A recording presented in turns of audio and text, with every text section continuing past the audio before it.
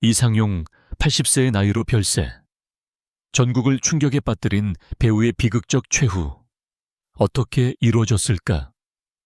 이 영상에서 알아보세요. 장례식 내내 애도의 분위기가 감돌았다. 그의 아내와 두 아이는 목이 메어 관을 꼭 껴안고 몹시 울었습니다.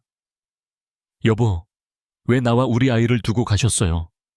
아내의 탄식에 그 자리에 있던 모든 사람은 눈물을 참을 수 없었습니다. 수백만 명의 사람들에게 기쁨과 웃음을 가져다 준 이상용 선생이 80세의 나이로 세상을 떠났습니다. 그는 한때 여러 세대에 걸쳐 건강의 상징이자 정신적 격려의 원천으로 알려졌습니다. 하지만 잔인한 운명이 예상치 못한 방식으로 그의 삶을 앗아갔습니다.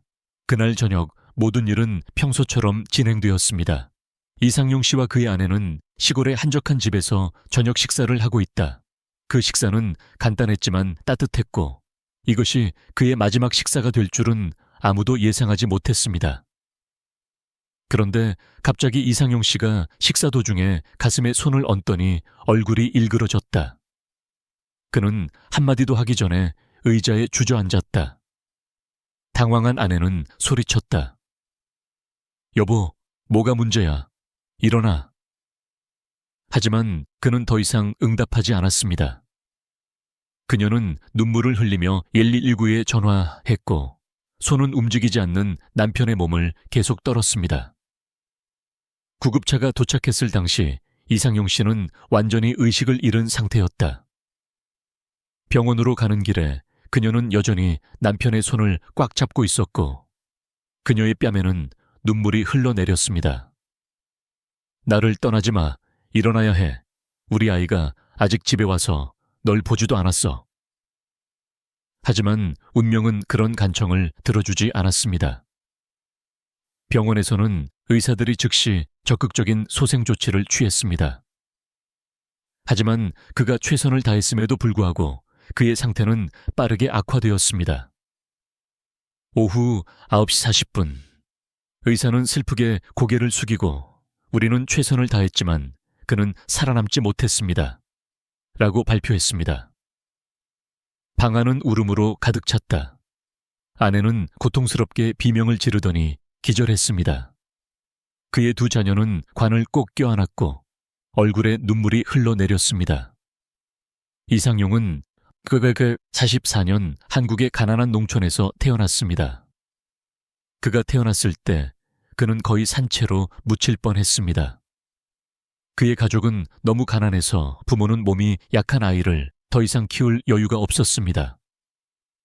한국의 일부 농촌 지역에서는 아이가 너무 약하고 생기가 없을 때 가족을 추가적인 부담에서 구해낼 수 있는 유일한 방법은 바로 즉시 매장하는 것이라는 오래된 전통이 있습니다.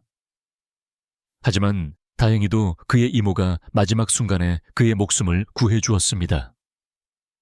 그녀는 죽어가는 아기를 팔에 안고 무슨 일이 있어도 그 아기를 보호하겠다고 다짐했습니다. 이상용의 어린 시절은 가난으로 가득했다. 당시 한국은 여전히 전쟁의 잔해 속에 잠겨 있었고 경제는 붕괴되었고 국민들은 비참했습니다. 그는 며칠 동안 굶어야 했고 가끔은 흰쌀밥만 먹을 때도 있었습니다. 그의 건강이 좋지 않아 친구들의 놀림거리가 되었습니다. 하지만 그는 쓰러지기는커녕 오히려 그것을 동기부여로 바꾸었습니다. 그는 더 강해지고 건강하게 살아서 자신의 삶을 바꾸기로 결심했습니다. 이상용은 제대로 공부할 돈도 없던 터라 당시 유명 아나운서들의 목소리와 진행 스타일을 따라하며 독학으로 진행을 익혔다. 그는 성인이 된 뒤 군에 입대해 해병대에서 복무했습니다. 그가 진지하게 몸을 단련하기 시작한 것도 바로 이곳에서 병약한 소년에서 강한 남자로 변신한 것이다. 힘든 훈련 덕분에 그의 몸은 점점 강해졌고 몸매도 탄탄해졌습니다. 그는 군에서 제대한 후 방송에서 일하기로 결심했고 금세 전설적인 아나운서가 되었습니다. 이상용은 1980년대 모이자 노래하자라는 프로그램을 통해 유명해졌습니다.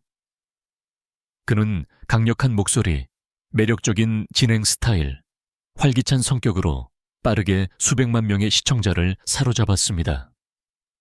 하지만 그를 더욱 사랑하게 만드는 것은 그의 재능뿐만 아니라 그의 친절한 마음씨입니다. 그는 항상 도움이 필요한 사람들을 도울 준비가 되어 있습니다. 그에 대한 가장 유명한 이야기 중 하나는 당시 돈이 별로 없었음에도 불구하고 선천적 심장병을 앓고 있는 소년을 돕기로 결심했다는 것입니다. 수술 비용은 1,800만 원이었고 그의 월급은 회당 16만 원에 불과했다.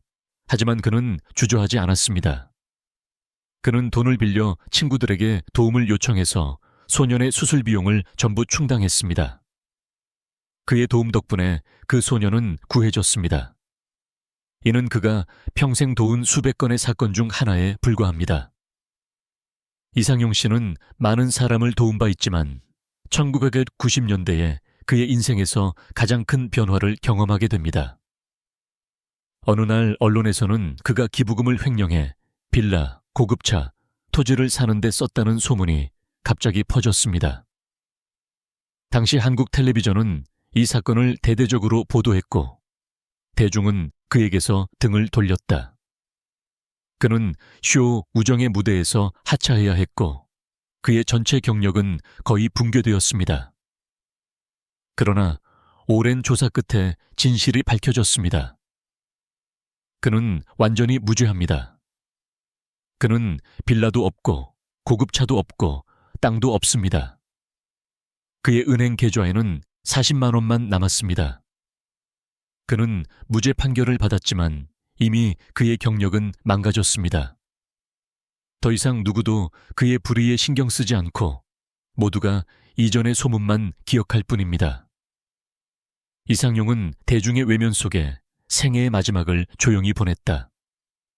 그는 여전히 몇몇 소규모 쇼에 출연하고 있지만 예전처럼 전설적인 인물은 더 이상 아닙니다. 그의 몸은 노령과 질병으로 인해 점차 약해졌습니다. 그는 당뇨병, 전립선 질환을 앓았고 건강이 심각하게 악화되었습니다. 특히 배신당한 충격으로 그는 깊은 상처를 입었습니다.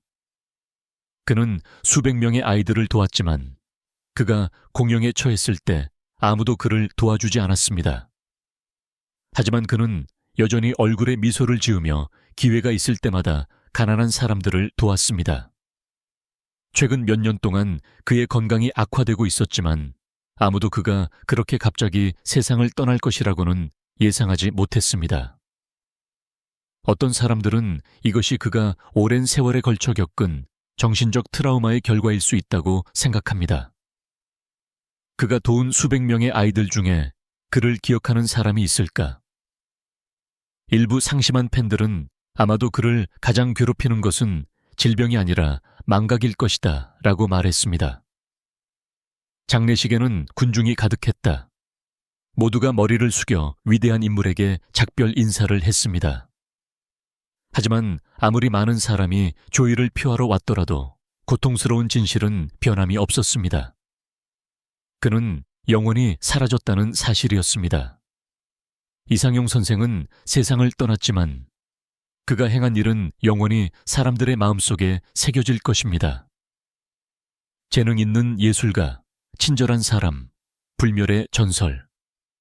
이제 그는 평화롭게 쉴 수 있게 됐습니다. 안녕, 뽀빠이 이상용.